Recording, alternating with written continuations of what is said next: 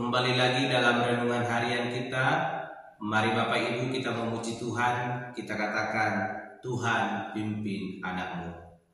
Tuhan pimpin anakmu agar tidak tersesat akan jalan seteru bila kau tetap dekat. Tuhan pimpin arus hidup menderas agar jangan ku sesat, pegang tanganku erat. Amin. Mari Bapak Ibu kita membuka Alkitab kita dari kitab Esra pasal yang keempat ayat pertama sampai dengan yang ke-10. Demikianlah firman Tuhan. Dengan perikop pembangunan Yerusalem terhambat oleh perlawanan. Ketika lawan orang Yehuda dan Benyamin mendengar bahwa orang-orang yang pulang dari pembuangan itu sedang membangun bait suci bagi Tuhan Allah Israel, maka mereka mendekati Zerubabel serta para kepala kaum keluarga dan berkata kepada mereka, biarlah kami turun membangun bersama-sama dengan kamu, karena kami pun berbakti kepada Allahmu sama seperti kamu. Lagi pula kami selalu mempersembahkan korban kepadanya sejak zaman Esarhadon, Raja Asyur yang memindahkan kami kemari. Tetapi Zerubabel, Yesua dan para kepala kaum keluarga orang Israel yang lain berkata kepada mereka, bukanlah urusan kita bersama sehingga kamu dan kami membangun rumah bagi Allah kami, karena kami sendirilah yang hendak membangun bagi Tuhan Allah Israel, seperti yang diperintahkan kepada kami oleh Kores, raja negeri Persia. Maka penduduk negeri itu melemahkan semangat orang-orang Yehuda dan membuat mereka takut membangun.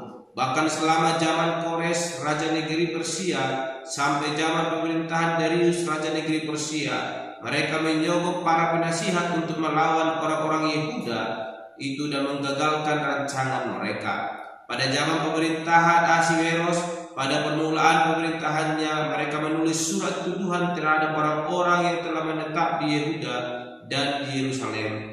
Dan pada zaman Artasasta ditulislah surat oleh Bislam, Mitredat dan Tabel serta rekan-rekannya yang lain kepada Artasasta, raja negeri Persia. Naskah surat itu ditulis dalam bahasa Aram dengan terjemahannya dalam bahasa Arab.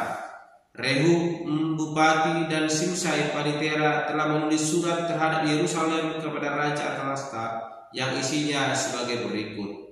Pada waktu itu ditulislah surat itu oleh Rehum bupati dan Simsai panitera serta rekan-rekan mereka yang lain, para hakim dan punggawa dan pegawai-pegawai, orang Persia, orang-orang dari Erek, dari Babel serta orang-orang dari Susan, yaitu orang-orang Elam, dan bangsa-bangsa lain yang oleh Asnapar yang agung dan mulia itu dipindahkan dan disuruh menetap di kota Samaria dan daerah yang lain sebagai sebelah barat sungai Efrat. Amin. Bapak Ibu saya terkasih di dalam nama Tuhan Yesus Kristus, kita kembali merenungkan firman Tuhan, bagaimana orang Yehuda kembali mendirikan bait suci Allah, mendirikan mezbah di hadapan Tuhan Allah di dalam bait suci Allah. Bapak Ibu yang terkasih, tidak mudah mereka ingin boleh melakukan pekerjaan Tuhan. Ketika mereka mendirikan mezbah Allah, ada rentangan yang mereka alami. Kita melihat tadi di ayat yang pertama, ketika lawan orang Yehuda dan Benyamin mendengar bahwa orang-orang yang pulang dari pembuangan itu sedang membangun bait suci bagi Tuhan Allah Israel, mereka datang menemui Zerubabel, bahkan kepala keluarga dari proses pembangunan itu mereka jumpai supaya mereka turut beserta membangun bait suci itu. Dan hari ini saya berikan tema bagi kita semua, jangan berkompromi apapun situasinya. Jangan berkompromi apapun situasinya. Bapak Ibu saling terkasih dalam nama Tuhan Yesus Kristus, arti jangan berkompromi yaitu tidak melakukan sesuatu yang melanggar kehendak Tuhan. Orang Yehuda diberikan kebebasan oleh Tuhan dari pembuangan dan kembali ke Yerusalem, dan mereka diizinkan untuk boleh kembali mendirikan atau membangun mezbah bagi Tuhan. Namun dalam proses pembangunan itu ada banyak tantangan yang mereka alami. Pertama, ketika mereka mendirikan bait suci itu, mendirikan mezbah bagi Tuhan, lawan-lawan mereka datang menghampiri mereka, menawarkan diri untuk boleh bergabung dalam pembangunan itu. Sekalipun tawaran itu adalah suatu tipu muslihat supaya orang Yehuda gagal di dalam mendirikan mezbah Allah. Namun kita melihat mereka tetap setia, berkomitmen akan tugas tanggung jawab mereka. Mereka tidak mau dibantu oleh orang-orang yang tidak melakukan kehendak Allah. Dan ini menjadi tantangan besar bagi mereka. Kita melihat orang-orang tersebut berusaha menghalangi mereka untuk boleh membangun mezbah bagi Allah. Suatu kesulitan besar terjadi bagi mereka. Mereka rindu mendirikan mezbah bagi Allah mereka, namun ketakutan menghampiri mereka. Bapak Ibu saling terkasih dalam nama Tuhan Yesus Kristus, kita adalah orang-orang yang telah dikasihi Tuhan. Kita adalah orang-orang yang telah mengalami urapan pertolongan Tuhan. Kita adalah orang-orang yang telah mengalami pengampunan, penebusan daripada Tuhan. Namun terkadang dalam hari-hari yang kita lalui, ada banyak ketakutan, kekhawatiran yang membuat kita merasa bimbang, bahkan bersembunyi dari dunia ini. Namun hari ini kerana firman Tuhan mau mengajarkan kepada kita, ketika kita mau tetap hidup setia di hadapan Tuhan, mau melakukan kehendak-Nya dan tidak berkompromi dengan dosa, maka Allah akan turut bekerja menolong kita. Maka Allah akan turut boleh senantiasa memantau kehidupan kita. Sekalipun ada banyak kerikil-kerikil kecil atau batu-batu besar akan kita lalui dalam setiap perjalanan kita, namun percayalah, Allah tidak akan pernah tinggal diam dan meninggalkan kita. Dia akan selalu ada menolong kita. Dia akan selalu ada menemani kita. Dia akan selalu ada terus memelihara kehidupan kita. Hari ini selaku umat Tuhan, kita punya tugas dan tanggung jawab penting untuk boleh kita lakukan dalam pekerjaan Tuhan, yaitu tetap setia menjaga iman kita. Jangan berkompromi dengan dosa.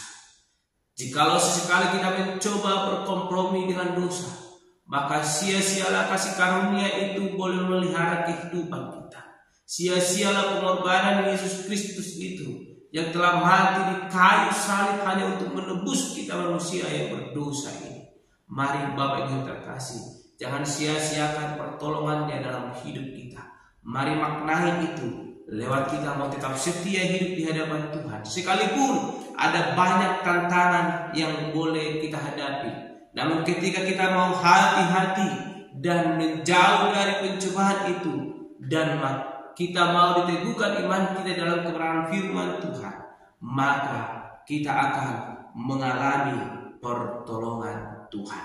Hal terpenting, jangan takut, tapi tetaplah semangat, setia melakukan pekerjaan Tuhan. Maka Tuhan akan menolong kita, maka Tuhan akan memberkati kita, sebagaimana yang dilakukan oleh orang-orang Yehuda. Ketika mereka kembali pulang dari pembuangan, mereka memiliki tugas atau misi penting mendirikan kembali mezbah bagi Allah. Ada orang-orang yang mau berkompromi bersama dengan mereka.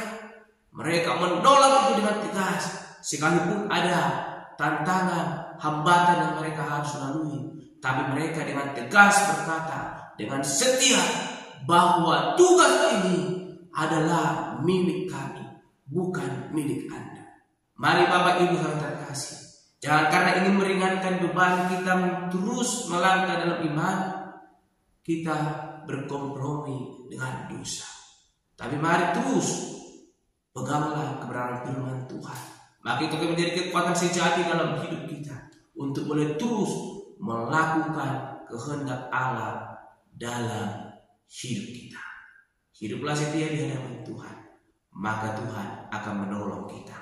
Amin. Mari kita berdoa.